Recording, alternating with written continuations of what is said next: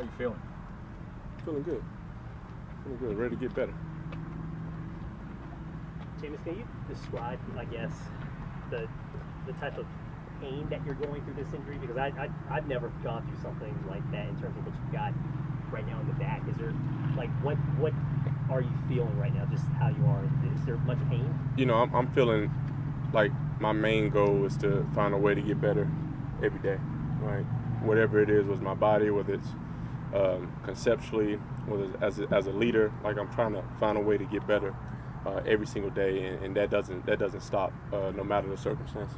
And this doesn't affect you in that preparation? No, this week? No. I'm always gonna find a way to get better. Jameis, how do you guys get on track or back on track on offense? By coming together and going to get us a win. I think that's the most important thing. When you win together, everything feels better. When you look back at some of the misses that you had with Olave in that game, was it a matter of just like the timing's off a little bit, or just the throws? What was the common theme when you look back at those throws? It's got to be more accurate. Just give him a chance to make a play. But like I said, we gonna get that fixed too. James, but not talking about like the back injury and that, is that just your ethos not to allow to have like an excuse? I guess like it's just it seems like a serious thing, and like you just don't want to talk about it. Is that just like you don't want to have an excuse out there, or kind of is that just yeah? I mean, I just feel like a lot of guys are playing with something, right? But my focus is on making great decisions, on executing and winning football games, and that's the most important thing. How mature is Olave as a rookie? Well, I think he's way beyond his years. I think he's just an excellent football player, and that's why it translates on the field and the things that he does. So having a rookie with a veteran mindset is a beautiful thing for him. What makes him a great receiver for you as a quarterback? I think he's really easy to read on certain things. That's why I gotta give him a chance on some of those balls because I think he's a very easy read. Is it fun to shoot it down the field toward him? Yeah, absolutely. Yeah, it's fun to get the ball to all our guys. But when you got a guy that has great speed, that can stop on a dime and catch the ball really well, you love it. Are you preparing with the expectation that you're going to start Sunday? Yeah, every week I prepare to start. That's my plan. I think that's our plan to play. How close do you feel like the offense is to kind of finding that consistent rhythm and groove that you guys want to be in? I think every week is going to be something that we can work on. But I feel like we're starting to kind of gather an identity of what some of our guys can do, what they do best. And I think we can start putting that in more moving forward. Like the more we get to know, more we get a feel of, having all our pieces. We had a big piece last week that wasn't with us with Alvin. So much of our offense revolves around him and his unique skill set as well. So, I think the more games we get together, the more practices we all get together, it will be beneficial for all of us. Does some of that newness take a little bit longer then to form that identity, as opposed to like maybe if you got a couple of years together, maybe there's one new guy or something like that? Yeah, I mean, I think the coaches and all of us have done a good job of trying to speed up that process. But it's never going to be perfect. But like I said, I take pride in, and I know those guys do, getting better every single day, finding that charisma and that gelling together in terms of through the pass game, through the running game, and everything on offense. Jameis, I know the six sacks stood out on a box score. Did you feel the pass pro was solid? I felt it was outstanding. Both of the games. When you got to throw the ball a lot. These guys, they get beads on what you're doing, and they're able to rush different. I think Tampa has a good defense. I think Atlanta had a good plan for us, but our offensive line is solid. I got to do a better job getting the ball in my hands and avoiding some of those hits. And what's the role you play in kind of identifying some of the pass protection shifts and everything like that? Yeah, just in terms of making sure everybody gets the message, the whole back end, communicating certain slide protections and things like that, just to make sure the back and anyone else knows where we're going. But when you self-scouting a team, when you're playing a team for the first time early in the weeks, obviously they can show you things that you've never seen before. So doing your best to minimize the mistakes on schemes that you've never seen before. Did they defense you guys differently because Alvin wasn't in there, you think?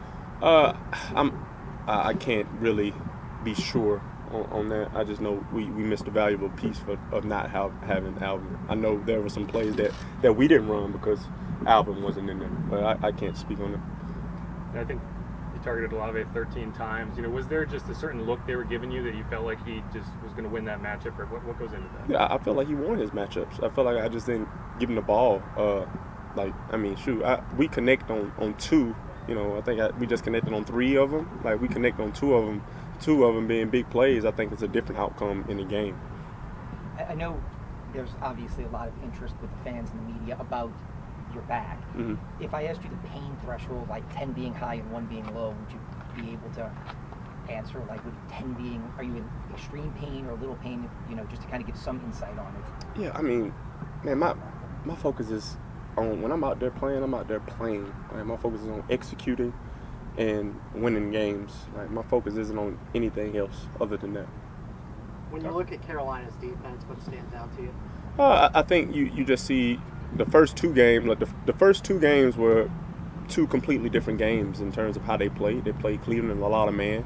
They played the Giants in a lot of zone and fire zone, and they mixed in some of their old odd front packages on them. But what stands out is they have a great edge of their defense. I mean, their defensive ends, their corners are really, really good. They have 2 smart backers. I've been playing against Shaq Thomas since I've been in the league, so I know he's a great player. And they acquired Xavier Woods, I know he's a great player. He played well for Dallas. That's the last time I think I seen him. And Jeremy Chin, he's a great safety. And also Derrick Brown is a good nose tackle. So they got a good complete team. And we got to play real good football. Did you look at the tape from week 2 last year at all to get ready for this one, or do you think it's just too much of a different circumstance, different game? Yeah, man, it's a lot of things going on in my preparation. I definitely watched our game versus them, both of our games versus them last year to prepare for this game. What did you come away from that? I know you played in the first one. Is there certain things that you can discuss with us that you would like to see go differently? Yeah, us win. The first game, I think we beat them the second game, but just winning early in the season. That's what I would like to go differently for the main part. Yeah. Jameis, when you have a tough game like Sunday, I mean, you played a long time. I'm sure you've had a bunch of them in your career. How do you personally process? I mean, do you dive into preparation? Do you forget about, turn the page? I mean, how do you deal with a tough loss? You stick to what gets you through every week, right? Preparation and execution. Trying to find a way to, again, build on the positive. There were some good things, and eliminate the negatives. When you think about last game, like, it was 1 negative, a terrible fourth quarter. That was it. Other than that, we took care of the football and early in the early quarters. But the last quarter, I gotta do better from that aspect. Even without Alvin, it seemed like you guys kind of got something figured out in the run game. You ran the ball effectively. What did go into that? Did it seem like the offensive line just kind of picked them up? Yeah, we got a great offensive line, but it's the approach. We always talk about how it starts with the line of scrimmage, about dominating the line of scrimmage, and I think our offensive line did a great job of that, especially against that team who's always been stout against the run. We just didn't connect on the backside on some passes that affected how we look together as an offense on last game. Jameis, when you got a chance to look back and look at some of the interceptions, what did you kind of take away from those? Impatience. That was a big thing. The one to Jarvis just was impatient. I had a check down right over the middle, and the one to Dean to Jawan that I was throwing to Jawan, that was impatient. I had another check down right over the middle. The shot to Chris, we can live with those. The corner made a good play. Didn't give them good field position, right? Essentially it was a touchback. But the ones that give them good field position to get points on the board, and one of them ended up in points, we can't have those. Was the one for that you were throwing toward Jawan, was that like a cross up? Were you expecting him to run a different route on that? Or? It was a bad ball. Okay.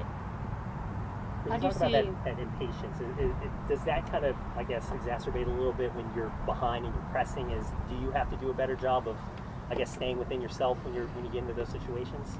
Yes, I will do a better job of staying mellow in the madness.